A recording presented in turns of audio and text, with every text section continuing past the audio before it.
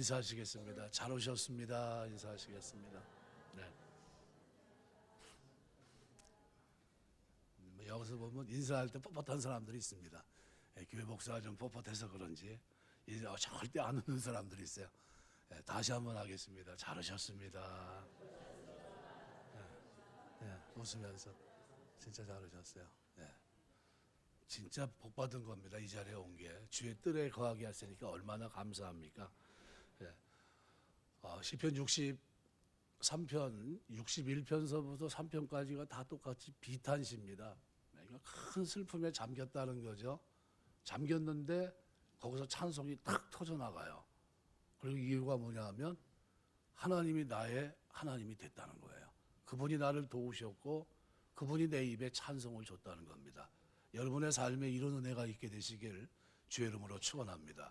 우리가 살면서 원하지 않는 길을 걸어갈 때가 있습니다. 원하지 않는 길이 뭐냐면요, 나는 그거 가고 싶지 않은데 거기 들어갈 때예요. 이스라엘 백성이 약속의 땅 가나안 땅 들어간다고 했을 때 10가지 기이한 일을 일으켰을 때 어떤 생각했을까요?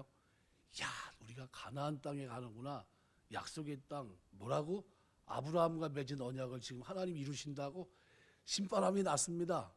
막 옆에서는 막 죽음이 일어나고 한쪽에서는 어떻게 해요? 하나님이 막 인도하시고 하는데 구름 기둥 불 기둥으로 인도합니다. 홍해를 가르고 건너가요. 막 한참 마음이 붕 떴을 겁니다. 그런데 갑자기 어떻게 해요? 광야로 들어가게 돼요. 굉장히 어색했을 것 같습니다. 뭐야, 하나님이 우리 인도하는 가나안 땅이 여기야? 뭐 이렇게 생각할 수 있을 겁니다. 굉장한 실망을 가졌을 거예요. 그죠? 그 광야라고 하는 것은 물도 없고 먹을 것도 없는 건 아닙니까? 근데 그곳에 하나님이 우회 도로로 그들을 인도하십니다. 그때 장면을 기록한 출애굽기 말씀에 보면 13장 17절에서부터 22절까지의 기록인데요. 출애굽기 13장 17절에서 22절까지의 기록을 처음에 이제 우리 뭐라고 되어 있냐면요, 하나님이 인도하시는데 구름 기둥 불 기둥으로 인도하시고요. 그 다음에 18절에서부터는 말 그대로 상상하지 못했던, 그러니까 인간의 생각을 뛰어넘는 방법으로 하나님이 그들을 우회 도로에 집어넣으신 겁니다. 거기에서 뭘 경험하냐 하면요, 사람이 떡으로만 사는 것이 아니라 하나님의 입으로 나오는 모든 말씀으로 사는 것을 하나님이 그곳에서 훈련시킨 겁니다. 뭐냐 하면 하나님은 살아계신 분이라는 거예요. 능력으로 너희를 인도하셨고 너에게 줄 땅이 눈앞에 있다는 겁니다. 그러면서 그들을 말씀을 붙잡고 사는 거룩한 백성의 훈련을 40년간 시킨 거예요. 우리가 볼 때는 이게 좀 없으면 그냥 신바람 나게 가나안에 들어가면 좀 뭔가 좀 박자가 맞을 것 같은데 하나님이 그 박자를 딱 끊어버리시고 말 그대로 광야로 쓱 밀어넣으십니다. 이걸 우리가 보통 뭐라고 표현하면 우회도로라고 표현합니다. 우회도로. 유영만 교수가 쓴 책 가운데 곡선이 이긴다는 책이 있는데요. 곡선이 이긴다는 저 책에서 그렇게 말합니다. 곡선이 마음을 부드럽게 한다. 많은 영역이 각박하게 직선화되어 있다. 우리가 여행을 하면 대관령이나 한계령, 진보령, 미시령, 추풍령, 문경세제, 고갯길 어떻습니까? 정감이 있어요. 굽이굽이 돌지만 위에 내려가서 전망대에서 밑을 딱 내려보면요, 너무 좋아요. 저도 이제 제가 시간이 되면 저 아래쪽에 이제 한번 보통 내려가는데요. 지리산과 관계되어 있는 그곳에 한번 내려갑니다. 내려가서 전에 옛날에 무장공비가 다녔던 그 길인데요. 그 길 산 중턱에 제가 가서 꼭 한번 이 아래 전망대에서 이렇게 내려보는 거를 되게 좋아해요.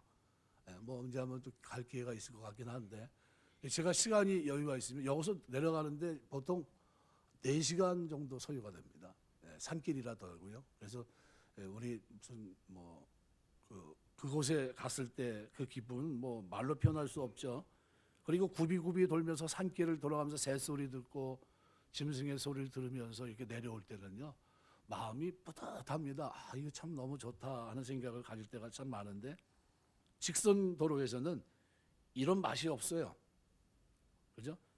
여유 있게 뭔가 즐기고 사색하고 뭐죠? 이런 게 전혀 없죠. 그러니까 마음의 여유가 사라지고 치열한 경쟁만이 남아있는 인간 본연의 행복, 어디서 느끼냐면요, 직선 도로에서는 달리기 때문에 아무것도 보이지 않습니다. 운전하는 사람이 좀 피곤해요. 앞만 보고 가야 되니까요. 근데 부드러운 완곡어법, 또 우리가 말한 대로 부드러운 말들을 쓸 때는 어때요? 마음이 좀 놓입니다. 근데 요즘은 환경이 다 어떻게 해요? 뻥뻥 뚫어놨어요. 대관령도 한계를, 웬만한 데는 길이 다 어떻게 해요? 직선화 시켰습니다. 근데 이 직선화 시키고 난 후에 영향이 뭐냐면요, 사람들이 말도 돌직구가 많이 나옵니다. 전에는 좀 부드럽게 분위기를 생각하면서 말을 던졌는데 분위기가 아랑곳하지 않아요. 나만 그냥 기분 좋으면 돼요. 그냥 막 할 말 못하려면 막 쏟아냅니다. 매사가 날카롭게 반응해요. 뭐 때문에 그렇습니까? 예, 곡선적인 마음, 완곡하진 이런 부드러운 마음이 무너지고, 그죠? 오히려 직선화되어 있다는 거예요. 우리 마음도 급해요. 독일의 영성운동가 가운데 마틴 슐제스케라는 사람이 있는데 가뭄비 나무의 노래라는 책에서 직선형 인간과 곡선형 인간의 차이점을 그가 깨달은 바를 써놓고 있는데요. 그가 말하는 직선은 우회를 용납하지 않는 완고함, 자기 포기를 용납하지 않는 고루함이라고 표현합니다. 그러니까 다른 사람을 살피거나 배려할 줄 모르고 앞만 향해 달려가는 그런 마음이에요. 목표 지향적으로 살아가기 때문에 옆을 보지 못합니다. 좁은 시야에 갇혀 있어요. 그러니까 직선적인 마음은 모든 것이 자기 중심이 됩니다. 그러니까 자기가 밀고 끌고 잡아당기고 주물리려고 합니다. 그러니까 심지어 뭐까지 주물리려고 하냐면 하나님까지도 자기가 주물리려고 그래요. 기도하면서 하나님이 나에게 맞춰야 돼요. 내가 하나님 뜻에 맞춰서 하는 게 아니라 하나님이 내 뜻에 맞춰야 돼요. 기도도 오래하고 많이 하는데 뜨겁고 간절히 합니다. 그런데 하나님의 음성을 들으면서 말씀하옵소서 종이 듣겠습니다. 하나님 뜻대로 살 힘을 주십시오. 이게 아니라 내 주장, 내 계획, 내 목표요. 나의 것을 관철하기 위해서 하나님 궤도가 잘못된 것 같아서 하나님이 수정하셔야 될 것 같습니다. 이렇게 얘기해요. 내가 바뀌어야 되는데 하나님 바뀌라고 그럽니다. 이 직선적인 마음이에요. 반면에 곡선은 무언가를 품을 수 있고 안을 수 있습니다. 직선으로 잘 정리된 우나 강을 지나가면요, 그냥 신속하게 지나갑니다. 빨리 지나가요. 그런데 자연스럽게 굽이굽이 흐르는 강물, 식물, 그 속에 왕래하는 물고기들, 그들의 풍성한 생태계를 감아보시죠. 여유롭습니다. 여유롭습니다. 한탄강, 제가 군대 포천 8사단 출신이라요. 한탄강은 뒤로 보르지 않는다는데 지금 철원 쪽에 잘 해놨습니다. 네, 한탄강을 이렇게 걸어갈 수 있게 이렇게 해놨는데요. 한번 꼭 가보고 싶어요. 왜냐하면 그 너무나 그 주변이 너무나 좋아요. 제가 이제 군대 생활하면서도 야, 이런 데가 있구나 하면서 이제 다녔거든요. 다녔는데 지금 뭐 굉장히 오래됐죠. 뭐 한 40년 전 얘기인데도 그런데 가보고 싶은 곳이 그곳입니다. 왜냐하면 굽이굽이 이렇게 넘치면서 그때 이제 제가 무슨 생각이냐면 우리 이제 진지공사를 나가면 그쪽으로 나가거든요. 거기서 우리 이제 야영을 해야 되는데 텐트를 치다가 누가 더덕, 물찬 더덕을 한번 캔 적이 있어요. 돌 사이에 껴있는 물찬 더덕을 캐가지고 그 사람이 거기서 바로 포상휴가 갔어요. 물이 철럭철럭 소리가 나는 걸 하나 뽑았는데요. 그거 뽑아놓고 그 사람은 와가지고 그냥 휴가를 가는데 굉장히 부럽더라고요. 잊혀지지가 않아요. 저거 똑같은 건데 내가 저걸 캤어야 되는 내가 가는 건데 저놈이 캐가지고 저놈이 가는구나. 그 기억이 지금도 있는데 나중에 들리는 말이면 대대장이 연대장이 사단장한테 올렸다고 그러더라고요. 뭔가 좀 칭찬을 받았겠죠. 여유가 있어요. 곡선도로는요, 이제 넉넉합니다. 우리 인생이 그죠? 곡선, 그죠? 곡성형으로 하나님 인도하십니다. 무슨 얘기냐면요, 10가지 기이한 능력으로 백성을 인도하시면서 하나님이 선택한 길은 직선 길이가 아니에요. 바로 가나안으로 들어가는 게 아니라 우회도로입니다. 가까운 길이 아닌 먼 길로, 편안한 길이 아닌 힘든 길로 반듯하게 가지 않고 돌아가게 하십니다. 이집트에서 가나안으로 가는 길에는 3가지 방법이 있는데 지중해 연안을 따라 올라가는 북방길, 시내 광야를 관통하는 중앙 횡단길, 시내산 아래쪽으로 우회하는 남방길입니다. 근데 하나님은 4배나 더 긴 길로, 우회 길로 그들을 인도하십니다. 곡성형 인간 이 훈련을 하나님이 하고 계신 거예요. 우리는 직진을 원합니다. 빨리빨리 해야 돼요. 뭐든지 한 번에 해야 됩니다. 대학도 한 번에 가야 되고 졸업도 한 번에, 취직도 결혼도 모든 게 한 번에 다 돼야 돼요. 그런데 하나님은 완행열차입니다. 천천히 가세요. 곡선으로 이끄십니다. 직진보다 우회도로를 선호하십니다. 선호한 이유가, 목적이 뭡니까? 출애굽기 13장에 보시면은 17절서부터 22절까지 말씀에, 저걸 기록을 안 해놔가지고 전달도 안 하고 이렇게 해가지고 여기 자막에 지금 안 나옵니다. 그런 줄 아세요? 네, 1부서부터 3부까지 하는데 한 번 안 나오네. 3부 때도 지금 기억이 안 나와요. 그래서 광야길로 인도하시는 걸 17절 설명하고요. 그 다음서부터는 어떻게 인도하셨는지를 사실적으로 설명한 게 18절에서 22절입니다. 그러니까 출애굽기 13장 킵해놨다가 꼭 집에 가서 읽어보세요. 그러니까 우리가 대나무를 가만히 보시면 대나무가 마디가 없이 쭉 올라가면 멋있을 것 같잖아요. 그런데 뭐가 있습니까? 잠깐 쉬는 마디가 있어요. 성장하지만 잠깐 멈춥니다. 그리고 그것이 단단한 마디를 형성하면서 그 마디가 세찬 바람도 이길 수 있는 힘을 갖게 해요. 마찬가지입니다. 직성형 성공 가도만을 달려온 사람들의 특징은 뭐냐면요, 융통성이 없어요. 왜? 어려워보지 않았으니까. 화려한 스펙 외양에 비해 그들의 내면은 너무나 황량합니다. 그런데 곡성형 인생을 살아온 사람들은 삶의 굴곡이 많아요. 그러면서 쌓인 내공이 있고 그 내공 속에는 신앙의 노하우가 담겨 있습니다. 그러니까 인생의 우여곡절 속에 여기저기 부딪혀보고 극복해 나가면서 자신의 내면이 성화된 거예요. 다듬어진 겁니다. 그래서 곡성형 인생을 살아온 사람의 특징이 뭐냐면요, 포용적입니다. 넌 그럴 수 있는 거야. 이해도가 높아요. 이 곡성형은 인생을 살아온 사람을 다른 거로 표현하면 물과 같습니다. 물은 직선을 고집하지 않아요. 물은 곡선도 얼마든지 수용합니다.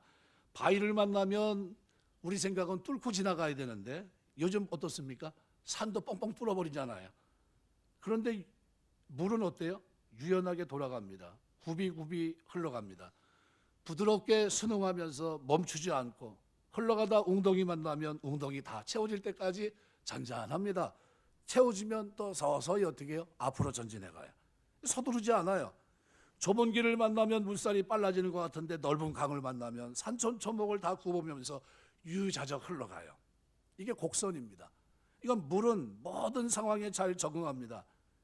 곡선형 인간은 흐르는 물처럼 언제든지 속도와 방향을 조절합니다. 그래서 유영만이라는 이분이 곡선형 인간을 사는 사람에게 특징이 6가지가 있다고 얘기합니다. 첫 번째는 더디 가도 걱정하지 않는다. 두 번째는 돌아가도 조급해하지 않는다.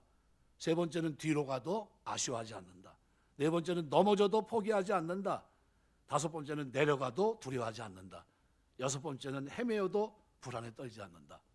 그런데 오늘 놀랍게도 오늘 본문을 보시면 하나님이 다윗을 인도하시는데 직선으로 왕이 된 그에게 유연하게 살 수 있도록 그를 어떻게 절망의 자리에 하나님이 그를 집어넣으십니다. 칼이 떠나지 아니하리라 아들 압살롬이 반란을 일으켰어요. 맨발로 도망갑니다. 그리고 그가 맞닥뜨린 환경은 뭡니까? 뒤에는 사막이고요. 만일 그들에게 책사가 둘이 있었는데 둘 책사 가운데 압살롬의 책사였던 사람이 쫓아가서 그를 죽이자 했으면 어떻게 됐을까요? 죽었을 겁니다. 그런데 그러지 않고 또 다른 책사가 어떻게 얘기합니까?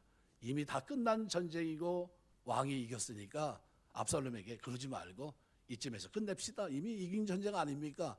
근데 누구 말을 들어요? 압살롬이 후자 얘기를 듣습니다. 쫓아가질 않아요. 그리고 전쟁 끝났을 거라 생각하면서 후궁을 다 이렇게 자기 백주에 동침하는 이런 모습을 보여주고 막 그랬는데 결국 어떻게 됐습니까? 그 개혁은 그 반란은 무너지고 맙니다. 결국 실패하고 말거든요. 제가 이 말씀을 드리는 이유는 뭐냐면요, 다윗이 한 번 실수한 그것으로 인해서 늘 고민한 게 5년간 회개 세월을 보내요. 자성의 시간을 보냅니다. 근데 하나님 보실 때 다윗이 왕으로서 지금도 어때요? 자기가 하고 싶은 대로 다 할 수 있어요. 그런데 그런 환경을 주신 이유는 뭘까요? 진리를 알고 싶었던 겁니다. 너 진짜 나를 어떻게 생각하니? 라는 질문이죠.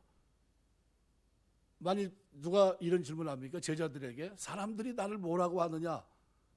더러는 선지자여 더러는 뭐 이렇게 쭉 설명하지 않습니까? 너희는 나를 누구라 하느냐?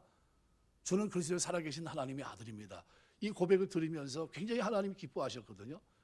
그런데 사실상 다윗에게 하나님이 듣고 싶었던 고백이 뭡니까? 하나님 주는 나의 하나님입니다라는 고백이에요. 근데 이 고백을 평안할 때는 쉬워요. 평안할 때 왕중에 있고 어려움이 없고 모든 것이 평안하고 자기 멋대로 할 수 있고 뭐든지 신속하게 모든 게 뜻이 이루어지는 그 자리는 쉽습니다. 근데 광야는 모든 것이 핍절한 것이요. 먹는 거 함께 할 수 있는 사람도 없고 자기를 도와줄 사람도 없고 말 그대로 자기를 찾는 사람들이 있는데 오늘 본문에는 두 가지 찾는 모습이 있습니다. 하나는 자기를 죽이려고 찾아다니는 사람들이 있고 또 하나는 뭡니까? 그런 중에 자기는 하나님을 찾고 있어요. 그러니까 자기를 찾는 사람들은 자기를 보면 어떻게 될까요? 죽일 겁니다. 그들이 찾고 있어요. 그런 중에 다윗이 하나님을 향한 중심을 보입니다. 그게 뭐예요? 하나님이 주는 나의 하나님이십니다. 하나님이 가만히 보고 있어요. 뒤에서 환경을 주장하시고 그리고 보고 계십니다. 다윗이 과연 어떤 고백을 드릴까? 이 환경 속에서 저의 믿음은 어떤 모습일까? 굉장히 궁금했을 것 같아요. 왜요? 우회도론이기 때문에. 이것은 다 생각한 적이 한 번도 없어요. 유의자적한 시간이 아니라 하나님과 자신의 관계를 다시 생각해 봐야 되는 그런 시간입니다. 제일 먼저 일어나는 일이 뭡니까? 도망가고 맨발로 도망가는데 시므이라는 사람이 돌을 던져 어떻게 해요? 다윗을 모욕한 일입니다. 요압 장군이 옆에서 뭐라고 얘기해요? 내가 와서 쳐 죽일까요? 그러지 마라. 하나님이 허락한 일이다. 가만둬라. 만류합니다. 그리고 도망가요. 그런데 자기 현실은 어때요? 처절합니다. 다른 사람이 반란 일으킨 것도 아니고 심지어 누가요? 자기 사랑하는 아들이 반란 일으켰어요. 그리고 그가 모든 것을 어렵게 만들어놨습니다. 그런데 그런 환경을 자기가 안고 도망자는 그런 환경 속에서 하나님을 향해서 어떤 생각이 있을까요? 하나님 어떻게 이런 일이 나에게 일어날 수 있습니까? 이렇게 고백할 수 있을 겁니다. 그런데 그 결정적인 아무도 돌아보지 않는 그 자리에서 다윗이 그 비탄한 자리에서 드렸던 고백이 하나님이여 주는 나의 하나님이십니다라는 고백이에요. 이 고백이 대단히 위대한 고백이라는 겁니다. 여러분이 어려움을 겪으면서 살아갈 때 여러분 그 환경 속에서 저 사람이 하나님에 대한 고백을 할 수 있을까? 믿음을 저버릴 만한 그런 환경인데 그런 환경 속에서 하나님이여 주는 나의 하나님이다 고백할 수 있는 여러분 되시길 주의 이름으로 축원합니다. 다윗이 지금 그 고백을 하고 있습니다. 그리고 고백만 한 게 아니라 그 주님을 찾아요. 그래서 오늘 읽은 63편 1절에 보면 내가 간절히 주를 찾되 물이 없어 마르고 황폐한 땅에서 내 영혼이 주를 갈망하며 내 육체가 주를 앙모하나이다. 그러니까 전인격이 하나님을 뭐하고 있습니까? 찾아요. 찾는다는 이 단어가 미완료형이고요. 갈망하며 앙모하나이다가 완료형으로 되어 있습니다. 미완료형이라는 것은 자신이 지속적으로 주를 찾을 것이라는 얘기고요. 완료형은 과거부터 지금까지 내가 주님을 갈망하고 앙모했다 이런 표현입니다. 이 갈망했다는 이 표현은 사막을 여행하는 사람들이 물을 마시지 못해 기갈하고 고통스러운 모습을 나타낼 때 사용하는 그런 단어입니다. 사막을 여행하는 자에게 물은 생명입니다. 물을 얻어야 안전하게 생명을 부지하고 사막을 건널 수 있는 것처럼 하나님을 찾아야만 그에게 생명이 있다는 것을 알았던 거예요. 그래서 그 어려운 환경 속에 그가 한 것이 뭡니까? 하나님, 내가 사막을 걷는 사람들에게 생명이 물을 찾듯이 이 환경을 타개할 수 있는 능력의 하나님, 그 하나님을 내가 찾고 있다는 거예요. 그 하나님을 갈망하고 그 하나님을 앙모하고 있다는 겁니다. 앙모한다는 건 얼굴이 창백해질 정도로 어떤 대상에 대해 깊은 관심을 갖고 열성적으로 추구하는 것을 말합니다. 오늘 본문을 보면요, 제가 처음 시를 이렇게 보면서 무슨 놈의 주여라는 단어를 18번이나 썼나 그랬어요. 한번 가만히 이렇게 한번 보세요. 18번 썼습니다. 여러분 시를 쓰면서 주님, 당신은 나의 주인입니다. 주여라는 표현을 18번 쓰면서 시를 쓰면 뭐라고 할까요? 이 사람이 문장력이 없나 보다. 쓸 게 없나? 주님이라는 이 단어를 왜 이렇게 썼을까? 근데 이게 다 연결돼서 한 통속입니다. 무슨 얘기냐면 하나님이 주는 나의 하나님입니다. 그리고 내가 주님을 찾는, 그리고 찾았기 때문에 악마하고 갈망하기 때문에 나에게 주어진 일들을 쭉 설명하면서 계속 고백하는 게 뭐냐 하면 주님, 당신은 나의 주인입니다. 당신은 나의 주인입니다. 이 얘기를 무려 몇 번이나 한다고요? 18번이나 합니다. 마르고 황폐한 땅에서 일찍이 일어나서 광야에서 물이 떨어진 사람이 물을 찾아 헤매듯이 하나님을 찾아요. 지난날 하나님은 그가 어디서 만났습니까? 성소에서. 그 하나님을 그가 외부에서 만났던 때는 언제입니까? 시편 34편에 이방 땅 골리앗을 죽였던 그 땅에서 하나님의 도움을 경험했던 경험이 있었어요. 하나님은 그때 자기를 건졌던 그 감격을 그가 잊지 않고 있거든요, 다윗은. 그런데 오늘 본문은 뭡니까? 광야예요. 그런데 광야에서도 하나님은 자기를 도와주십니다. 하나님을 찾고 부르짖고 기도했더니 하나님께서 어떻게 해요? 자신을 만나주세요. 그래서 3절에 보면 주의 인자하심, 헤세드란 단어는 주의 신실한 페이스풀 러브를 말합니다. 신실한 사랑, 주의 영원한 사랑이 생명보다 나음으로 내 입술이 주를 찬양할 것이다, 이렇게 표현해요. 그러니까 그가 하나님 앞에 엎드려서 그죠? 주님을 사모하면서 하나님 앞에 주님을 찾았을 때 하나님이 그에게 준 것은 뭡니까? 주님의 사랑이에요. 언약적인 사랑, 그를 붙들어 주신 사랑입니다. 끝없는 사랑, 신실한 사랑. 그래서 결국 그 환경 속에서 4절에 보면 이런 말입니다. 이러므로 나의 평생에 주를 송축하며 주의 이름으로 말미암아 나의 손을 들리리라. 기도하겠다는 거예요. 앞으로 주님을 노래하는 이 일을 내가 멈추지 않겠다는 겁니다. 마치 이 모습을 5절에서는 뭐라고 표현합니까? 골수와 기름진 것을 먹은 것 같이 나의 영혼이 만족할 것이다. 그러니까 주의 사랑은 뭐와 같아요? 진미를 먹은 것 같다는 거죠. 그러니까 주의 사랑을 체험한 사람은 찬송하지 않을 수가 없다는 거예요. 지금 다윗에게 일어난 일이 뭐냐면요, 찬송이 터질 수가 없고 하나님 감사할 수 없는 위치입니다. 그런데 그것은 무슨 길입니까? 자기가 늘 살아왔던 직선도로가 아니에요. 일방통행이 아닙니다. 그것은 아무도 돌아보지 않은 광야고, 그것은 어떻게 해요? 돌아가는 길입니다. 그리고 그 길은 죽음의 길이에요. 근데 거기서 누굴 찾고 있어요? 하나님을 찾고 있어요. 그리고 고백이 있습니다. 하나님이 주는 나의 하나님입니다. 내가 찾되 어디요? 사막을 여행하는 자들이 악망하고 갈망하듯이 내가 주님을 찾습니다. 내가 주님 찾을 때까지 미완료용입니다. 절대로 하나님 찾는 것을 포기하지 않겠습니다. 그랬더니 그의 삶에 일어난 것이 뭡니까? 하나님이 도움이에요. 그래서 7절에 보면 이렇게 말합니다. 주는 나의 도움이 되셨습니다. 내가 주의 날개 그늘에서 즐겁게 부르리이다. 하나님의 도움을 경험하게 되면서 그가 만족하게 되니까요. 5절에도 보면 이렇게 말합니다. 나의 입술이 기쁜 입술로 주를 찬송하되. 6절에 보면 내가 나의 침상에서 주를 기억하며. 침상은 뭡니까? 잠잘 때. 그리고 새벽에 깼어요. 새벽에 주의 말씀을 작은 소리로 읊조릴 때 뭐 하겠다는 겁니까? 찬송하겠다는 거예요. 뭐가 터진 겁니까? 주님을 찾는 자들에게 찬송이 터져요. 우리 예수 믿는 사람들의 가장 특징이 뭘까요? 기쁨의 찬송이 있다는 겁니다. 죄 가운데 나를 건져주신 찬송, 감격, 이것이 우리에게 있다는 거예요. 광야에서도 우리가 주의 이름을 예수의 이름으로 부를 때마다, 하나님 우리 손을 들 때마다 우리 하나님은 우리를 어떻게 외면치 아니하시고 무엇으로요? 변함없는 사랑, 신실한 사랑으로, 그 헤세드로, 신약 뭡니까? 그 은혜로 우리를 붙잡아 주세요.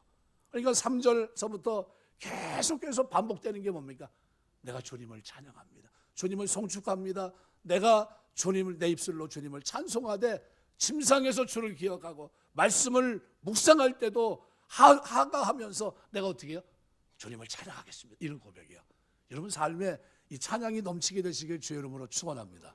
제가 차 타고 다니면 저는 찬송을 좀 크게 틀어요. 물론 계기는 있었습니다. 젊은 친구가 그냥 요란하게 꽝꽝거리면서 차가 들썩거리면서 찬양을 하는데 그게 듣기 싫어서 찬송을 크게 틀어놨어요. 저도 들썩들썩 하든지 말든지 나도 들썩들썩하게 찬송을 듣자 했는데 뭐 성능은 그쪽이 더 좋더라고요. 아무리 크게 틀어도 저쪽이 계속 들리더라고요. 그런데 그 이후로는 제가 찬양을 이제 틀면서 지금 제가 차 타고 다닐 때는 보통 한 180곡 정도를 이게 USB에 담아가지고요. 요즘 젊은 친구들이 찬양하는 찬양 잘 몰라요. 그거 담아가지고 듣고 다녀요. 그래가지고 이렇게 어쩌다 찬양하면 맞을 때가 있어요. 기분이 되게 좋습니다. 뒤에서. 아, 내가 아는 찬송하는구나. 근데 우리 저기 동료 목사님들 이제 저 나이 때 저 후배 50 이후 이렇게 된 사람들은요, 같이 이렇게 찬양하면서 제가 음악을 딱 틀어놨더니 저한테 대뜸하는 소리가 요즘도 그런 전혀 모르는 찬양을 들으시네요. 그래요. 자기들은 몰라요. 저도 전혀 몰랐는데 그걸 자꾸 하다 보니까 이제 대충 아는 거예요. 그래서 좀 부드럽게 됩니다. 여러분도 USB에 좀 담아가지고 요즘 젊은 사람들 찬양하는 거 신바람 나게 다니시길 주 이름으로 축원합니다. 이 교회 하나님 섬기는 사람들은 찬양이 커야 돼요. 그런데 찬양 소리를 작게 하고 다니는 사람이 있어요. 남에게 피워주면 안 된다고. 네, 그러지 마시고 하나님 기뻐하시니까 찬양 좀 크게 하면서 내가 알아듣고 찬양할 때 내가 따라 불러야지, 이런 마음을 가지고 자꾸 들으셔야 됩니다. 너무 좋아요. 이 찬양은 우리에게 힘이 됩니다. 찬양은 기쁨이 오고요, 찬양 감사가 넘쳐요. 그러니까 주의 사랑을 체험하면 그러면 어떻게 해요? 영혼의 만족이 옵니다. 영혼의 만족이 오면요, 그때부터 이것을 체험하면 그 다음서부터 어떻게 찬양하지 않고 못 베겨요. 그러니까 지금 다윗이 경험하는 게 뭡니까? 광야에서 이게 찬양이 탁 터졌는데 침상에서도 주를 기억하고 새벽에 일어나 말씀을 읊조리고 하가하는 그 순간에도 찬양이 흘러나오는 거예요. 주님만 생각하면 하나님이여 주는 나의 하나님이 되셨습니다. 하나님이 나를 도우셨다는 그 생각이 자기 속에 있으니까요, 뭐 할 때마다요, 잠을 자는데도 하나님의 은혜, 그죠? 눈을 뜨고 말씀을 묵상하는데도 그 찬송이 터져나와요. 그래서 7절 6절 보면 침상 중에 주를 기억하며 새벽에 주의 말씀을 작은 소리로 읊조릴 때 내가 어떻게 해요? 찬양하겠다는 거예요. 주는 나의 도움이 되셨음이라는 거예요. 내가 주의 날개 그늘에서 즐겁게 부르리이다. 주의 날개 그늘은 뭡니까? 하나님이 보호 속에 내가 주님을 찬양한다는 거예요. 지금 보호가 되는 자리예요. 광야 사막 바로 앞자리입니다. 쫓아오면 죽는 그 자리에, 근데 그 자리에서 뭐라고 얘기합니까? 주의 날개 그늘에 즐겁게 부르리다. 뭐 하고 있어요? 광야에서 찬송이 터진 거예요. 찬송하고 있어요. 그 속에서 하나님 은혜 감사해서 그 신실한 사랑을 생각하니까 감격하면서 찬송하고 있는 거예요. 그래서 뭐라고 표현하면, 하나님 내가 이제 앞으로 어떤 일이 있어도 내가 주님 찬양하며 주님 쫓아가겠습니다. 8절이 이런 얘기입니다. 나의 영혼이 주를 가까이 따르니, 이 따른다는 이 따바크란 단어는요, 찰싹 달라붙는다는 거예요. 내가 어떤 일이 있어도 주님 쫓아가겠습니다. 아주 바싹 뒤따르는 걸 말합니다. 자신의 피난처 되시고 보호자 되신 하나님과의 친밀한 관계를 나타내는 의적인 표현이에요. 나의 영혼이 주를 가까이 따르니 주의 오른손이 나를 붙드시거니와. 주의 오른손은 뭡니까? 능력의 손이에요. 나를 도우시는 힘. 어떤 도움입니까? 에즈라입니다. 에즈라. 전에 제가 말씀드렸죠. 군사적인 도움. 전쟁하는데, 러시아하고 우크라이나 전쟁하는데 작전이 아무리 훌륭하게 세워져 있어도요, 포탄과 병참에서 제 역할을 하지 못하면요, 전쟁 수행을 할 수가 없습니다. 군사도 마찬가지지만요, 포탄도 날라와야 돼요. 보급이 돼야 됩니다. 그러지 않고는 안 돼요. 에즈라라는 이 도움이라는 건요, 군사 싸우는데 필요한 모든 것들을 다 돕는 걸 얘기합니다. 지금 다윗이 얘기하는 게 뭐냐면, 하나님은 나의 도움이 됐다는 거예요. 이 절박한 광야에서 아무도 도와줄 수 없고 도움을 받을 수 없는 현실인데 그 신실한 하나님의 사랑은 나를 도와주셨다는 거예요. 이거를 자기가 겪게 되니까요, 뭐 어떻게 도왔습니까? 하나님 어떻게 기도할 때 어떻게 도왔냐면요, 두 책사가 있는데 하나는 뭐라고요? 지금 쫓아가서 정리해야 됩니다 얘기했고, 또 하나는 뭐예요? 이미 다 끝난 전쟁인데 쫓아가지 마십시오 이렇게 했습니다. 누구 말 들었어요? 이미 다 끝난 건데 쫓아가지 마십시오. 왜 이 사람 말을 들었을까요?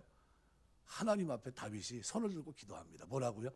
하나님의 사랑을, 신실한 사랑을 제가 믿는다는 거예요. 어떤 사랑이요? 사무엘하 7장에 기록되어 있는 그 사랑을 믿는다는 겁니다.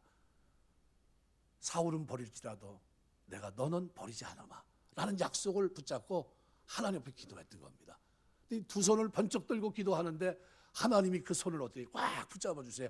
걱정하지 마, 내가 이번에도 너를 도와줄게.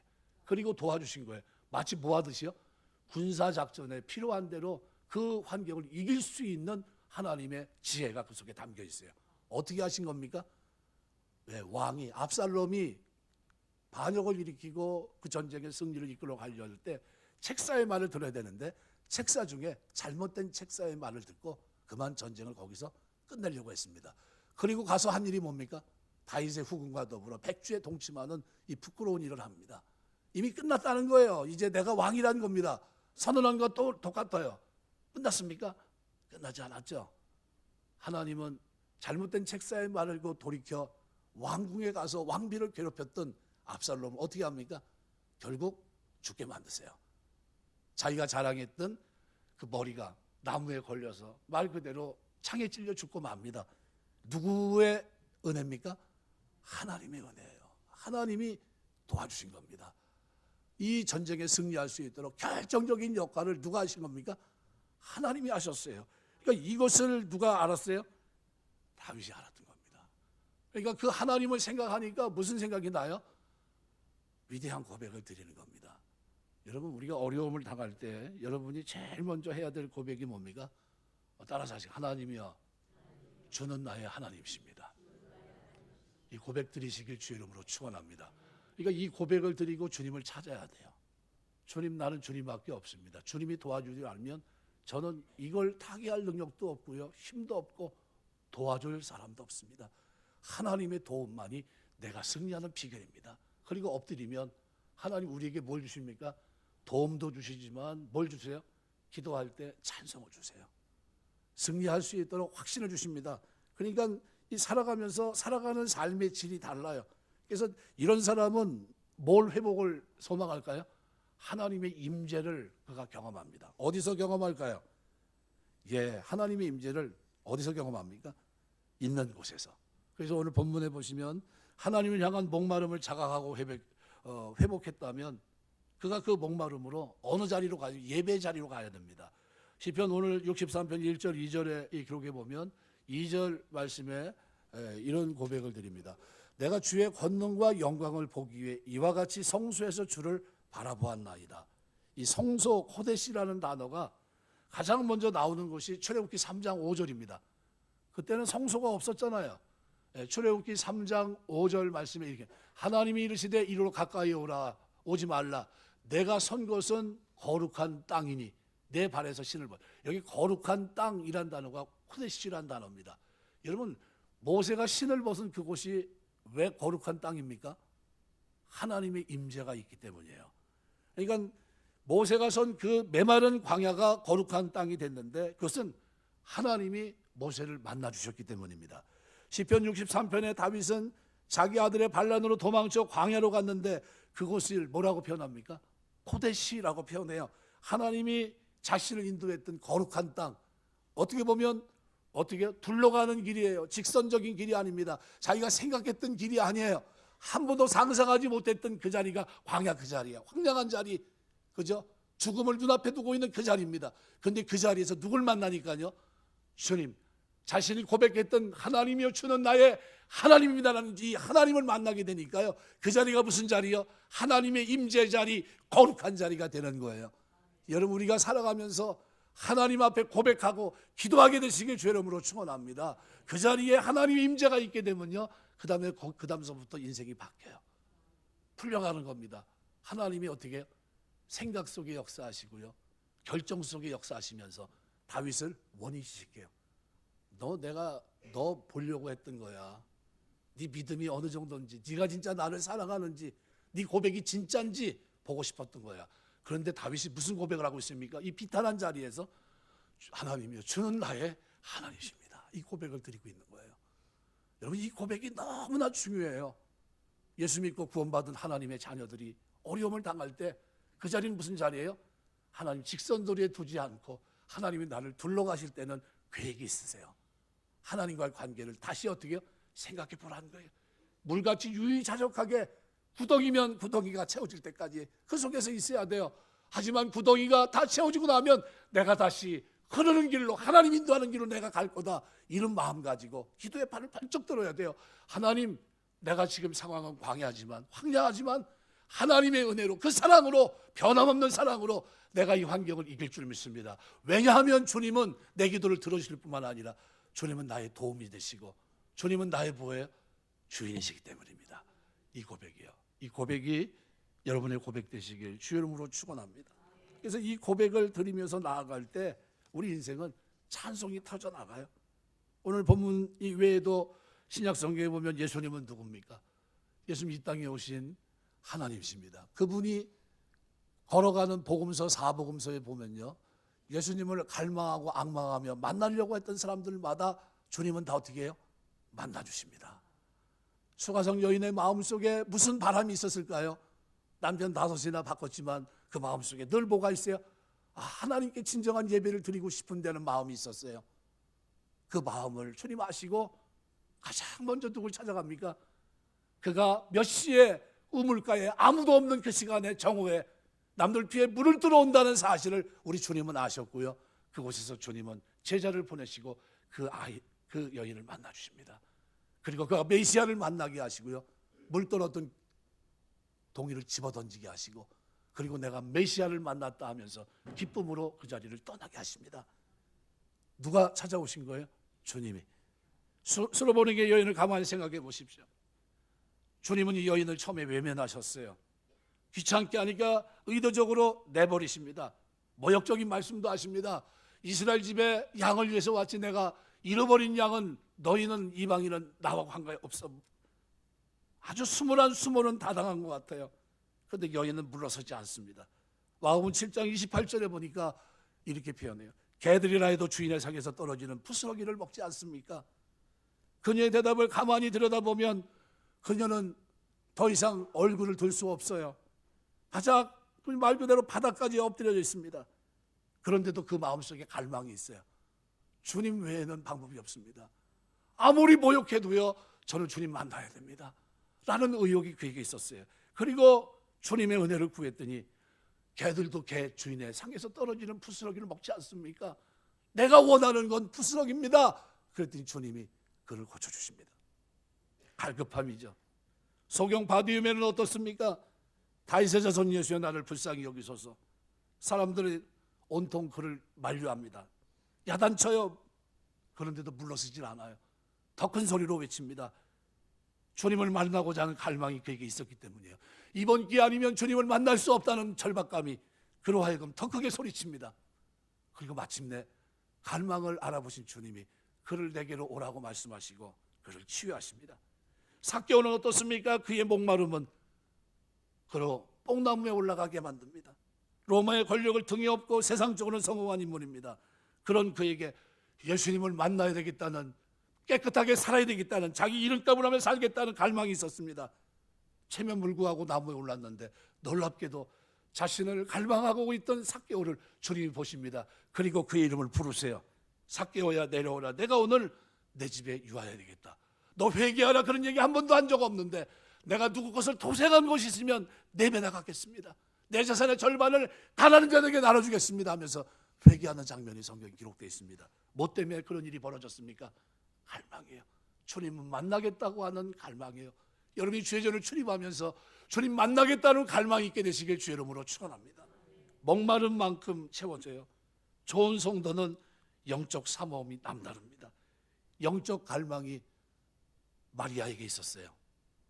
그 당시 2000년 전에 여자에게는 학습의 기회가 없었는데 놀랍게도 예수님 앞에 무릎 꿇고 말씀을 듣는 한 여인이 있었습니다. 마리아입니다. 마르다는 선생님, 격에 맞지 않게 음식을 도와줘야 될 이 사람이 이 안에 있습니다. 끌어내시죠. 저를 도와주게 하십시오. 그런데 주님은 이렇게 말합니다. 저가 좋은 편을 택했으니 빼앗기지 아니하리라. 그리고 좋은 편을 택한 마리아는 마침내 어떻게 합니까? 귀한 것들이여 주님의 죽음을 예배합니다. 이 목마름이 우리에게 필요하고요. 이 목마름이 오늘 이 시대에 우리 살아가는 우리에게 절박합니다. 이 목마름이 없어져요. 예배에 대한, 하나님의 임재에 대한 목마름이 우리에게 살아나야 됩니다. 여러분의 삶에 이런 은혜가 있게 되시길 주의 이름으로 축원합니다. 내 인생을 바꾸던 심의 저자 임금배 씨는 이렇게 말합니다. 인간은 목마름을 채우기 위해 우물가로 달려가는 존재다 그랬어요. 인간을 그렇게 평가합니다. 인간은 목마름을 채우기 위해 우물가로 달려가는 존재. 우물은 뭡니까? 우리 주님이시.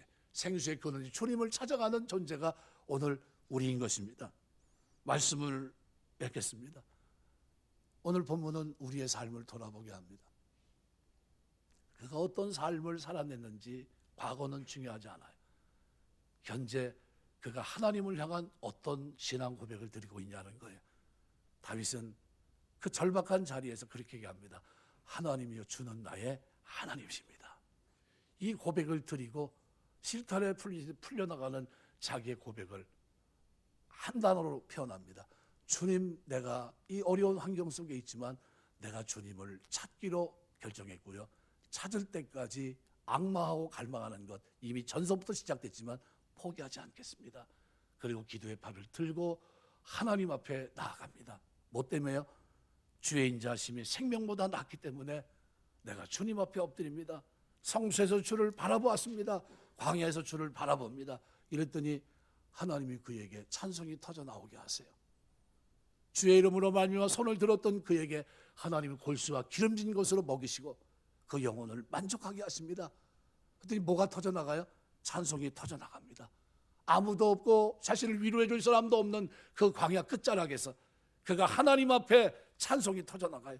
기쁜 입술로 주를 찬송하고 그 찬송이 침상에서 주를 기억합니다. 어떤 하나님입니까? 신실한 헤세드 하나님을 그가 기억해내요. 그리고 새벽에 말씀을 읊조릴 때도 하가할 때도 그가 주님을 찬양합니다. 왜요? 주님이 나의 도움이 되기 때문이에요. 하나님이 여러분의 도움 되시길 주의 이름으로 축원합니다. 찾는 자에게 우리 하나님은 도와주세요. 반드시 도와주십니다. 이것을 사복음서가 보증하고 있고요. 오늘 다윗이 그 얘기를 하고 있습니다. 주님은 나의 도움이 되셨습니다. 그리고 그 속에서 터져나간 것이 뭡니까? 내가 주의 날개 그늘에서 즐겁게 부르리다. 뭐합니까? 찬송해요. 나의 영혼이 주를 가까이 있다더니 주의 오른손이 나를 붙드시거니와 어떻게 해요? 나를 지탱한다는 겁니다. 나를 떠받들어주고 있다는 거예요. 누가요? 주의 능력의 손이 나를 어떻게 해요? 죽이지 않고 저들 원대로 저들이 찾아서 내가 내 생명이 끊어지는 것이 아니라 하나님을 찾았던 나를 하나님이 붙들어 주시고 능력의 손으로 나를 어떻게 해요? 떠받들어 주고 있다는 겁니다. 그래서 뭐라고 얘기할 9절에 이렇게 합니다. 칼의 세력이 넘쳐 승량의 먹이가 되리이다. 9절 나의 영혼을 찾아 멸하는 그들은 땅 깊은 곳에 들어가며 칼의 세력에 넘겨져 승량의 먹이가 되리이다. 그리고 마지막 11절에서 이렇게 하면 왕은 하나님을 즐거워하리니 주께 맹세한 자마다 자랑할 것이다 라는 표현을 통해서 자신의 심정을 그대로 표현하고 있습니다. 여러분 여기 자랑한다는 이 표현이요 shall glory 또는 will glory 이렇게 표현되어 있습니다. 영화롭게 된다는 거예요. 찬송하다라는 의미입니다. 그러니까 결국 무슨 얘기입니까? 이 광야에서 하나님을 찾았더니 다윗의 삶에 큰 은혜가 임했는데 그 은혜가 뭡니까? 찬송이에요. 찬송이 터졌는데 평생 찬송할 겁니다. 말씀 묵상할 때도 밤중에도 기억하며 찬송할 거고요. 그리고 하나님이 결국은 나를 영화롭게 하실 겁니다 라는 표현이에요.